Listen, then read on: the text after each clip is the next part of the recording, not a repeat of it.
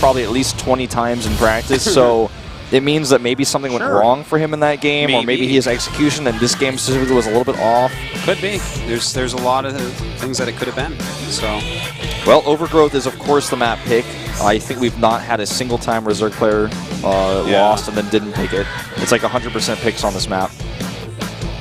Well, we'll see how he can do here. I'm really interested to see what type of unit composition he wants to go for. Like, he could go for Roach Hydra Viper composition once again. I don't know. Let's see, Wolf. Let's see, Artosis. This is the final map for these two before we go into that winner's match. The winner of this is going there. GSL Code Group K.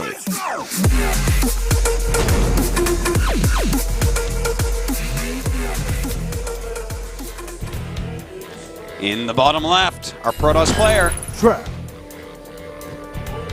Solid. It was like a 3 out of 10. Nah, 6. I'm slumping today on my intros. There's opponent to the top right in the green. If you need to kill somebody, call this guy. See, this time it was too short. This time. What's with that? Well, it's because they're going. This is all. There's one observer at GOMTV nowadays. Yep. He follows the green commenters, what they say. So unless we randomly line up what we're saying about them with how much they're saying about them, it's just never going to be quite right. That's there's no standard thing here that we can go by. Oh, that's a sad truth right now, but yeah. Well, as it is, let's see what build hitmaN has planned, because I feel like he's the the builder in this one. Protoss that I'm looking at, and normally it would be Trap I'm looking at, but after these first 2 games, I'm watching hitmaN. I mean, the thing is, he can sit back and play a reactive game. hitmaN is actually a very strong Zerg. He's not like my favorite Zerg, but he's a strong Zerg for sure. He's checking so much, see if there's any cannon going on, but actually, like, cannon just hasn't gotten there yet. It is happening. Yeah. He doesn't have an Overlord spotter. If he doesn't send a drone down, he's actually going to get cannon here. Okay. He's definitely going to send. No big surprise there. It's so popular right now to do this exact build that we're seeing. He's going to cannon here, I think, maybe? No? You think so? Well, we've seen it, Stork try it. Everybody likes to cannon on this map because nobody wants to play a Zerg on this map. And I think the reason why is the 4th base is a bit awkward to take if you lose control of the map, but for any reason.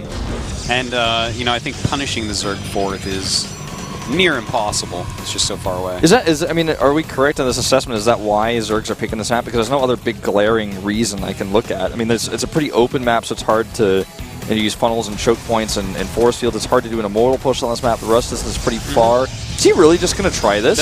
Well, you know what? This is something that can work. He's at least forcing more drones down, but I think he has to really commit and make a bunch of cannons. Now, you cancel the ones that are really being attacked at the last second, but actually he just forced a lot of drones come down, and he has given this up.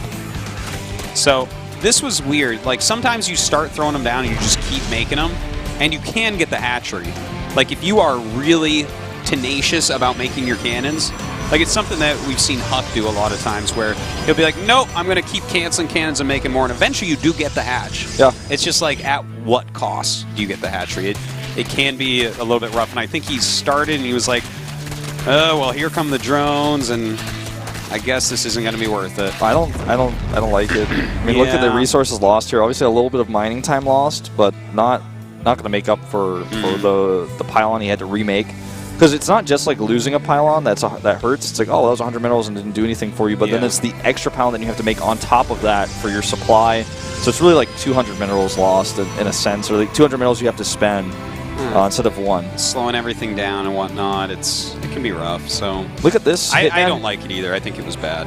hitmaN takes the gold here as his 3rd.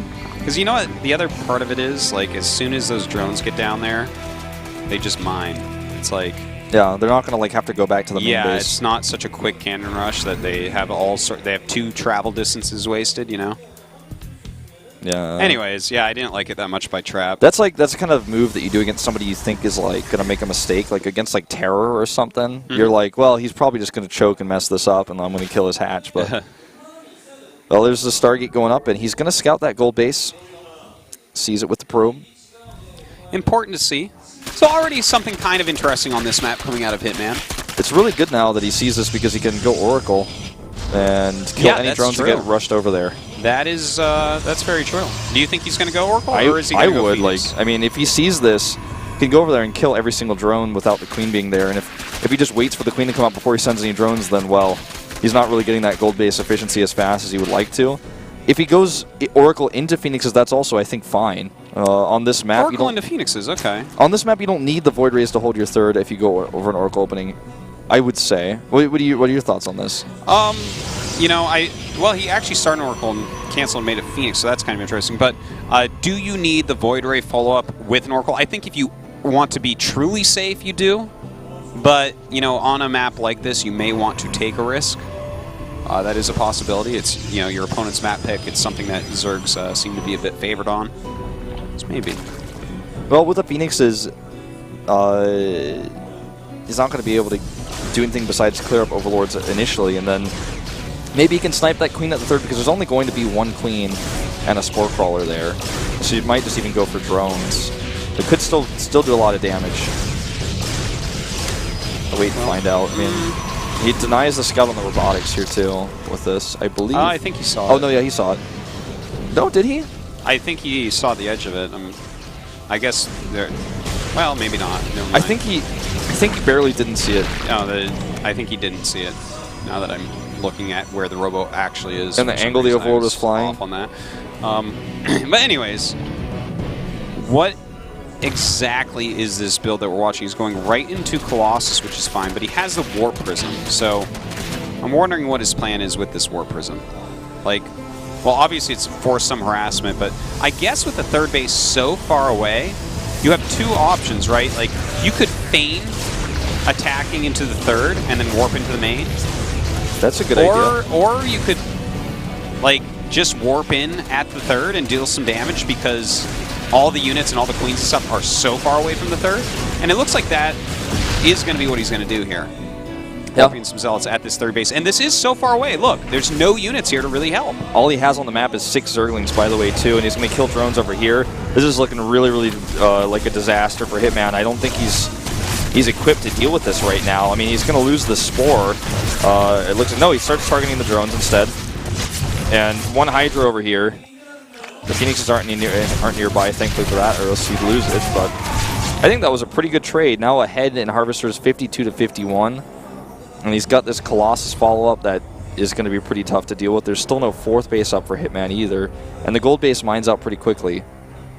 So he's going to need that, you know, in the somewhat near future.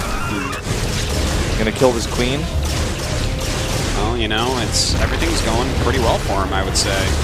He might even get 2 Overlords. Well, he might just slightly damage everything, or he might get it all. There he goes. There you go. Ooh! Oh, and he saves it. Look at that. Only lost 5 Zealots so far. Solid opening here. And even with the supply block, things are hurting for hitmaN right now. Yeah, it certainly is. And the tech he's got is Hydras versus Colossi. Look at this control! Whoa! That's doing a great job with these Phoenixes at the moment. And, you know, it's kind of one of these situations where when you start to deal damage with the Phoenix plus Zealot harassment, you can just continue making Phoenixes and it kind of snowballs in your favor. And we actually see exactly that here. Look at the army supply. Look at the drone count versus probe count. This is looking fantastic right now for Trap, and he's continuing to make Phoenixes. Trap has just decided today that he doesn't need to ever go and kill hitmaN and punish him for where he's at in the game. He just takes a third base instead. Yeah. Like, at this point, you know, given the scout on his opponents having just a small number of Hydras barely in his earliest, he might have thought, like, I can kill a third base with my Colossi, but instead of taking a risk like that, when he's not 100% certain, he's just going to take the third base. Well, you know what? He's done enough damage to that gold. Like, I keep thinking about this and what he chose to do with the Warp Prism, because, like, when you see the gold, you have to either punish it or you have to play as if it like doesn't exist and play like maybe even a little bit more defensively because they'll have more units. And like the fact that he chose the Warp Prism when he already has Stargate tech, he can clear out the side, fly up the Warp Prism, warp it in. The thing is, you could never walk a probe over there and make a pylon because your opponent will see it coming and he'll get units over there. But as it was, flying around with those Phoenixes, and the fact that you've scouted well enough to know there's no pylon, you're not really expecting a bunch of Zealots to suddenly be at your third base. Yeah. It was actually Very well done by Trap. Pretty tricky. All right, now he moves out over here to attack. Those spines are canceled. He realizes there's no way he's going to hold this base. The Hydralisk count here is pretty high at 19, but even with these two Colossi, he's got the sentries here. Time Warp goes down, and he could start fighting with Phoenixes as well, exactly as you see here. And Viper's coming over, not going to pull them into anything, because there's nothing to pull them into. Pull them into one Roach, like that huge amount of Phoenixes once again helping out so much. He could actually kill the Vipers. He's going to kill them. Yeah, this is Trap's game completely. So expensive to lose those. Yeah. hitmaN just started looking a bit disjointed after that Zealot harass. Well, I mean, this is just about it, man. There's not a lot else to say about this game. It is definitely going to Trap. He's done more than enough. And that's it. Looks like Trap going to go up to that winner's match for a PvP against Billowy. hitmaN did not look bad in the series, though. I have to say, I liked some of the strategies he looked like he was trying to execute. Very fresh player. Really shown us some cool new ideas. But Trap definitely outplayed him there. Definitely some really good builds from hitmaN. It seemed like he just couldn't quite piece them all together because Trap just got into what he was doing. I think Trap's counter in that last game was absolutely fantastic. hitmaN's game in game number 2 was like really weird and a weird strategy and just didn't work out.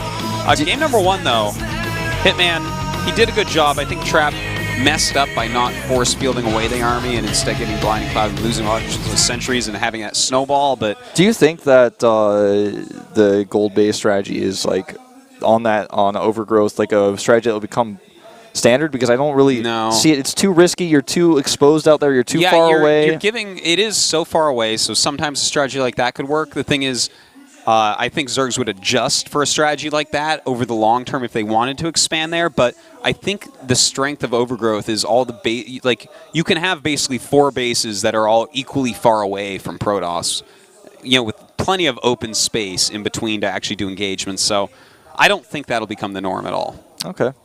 Well, guys, we're going to take a quick commercial break before we go into our winner's match, which will be a Protoss versus Protoss, so stay tuned.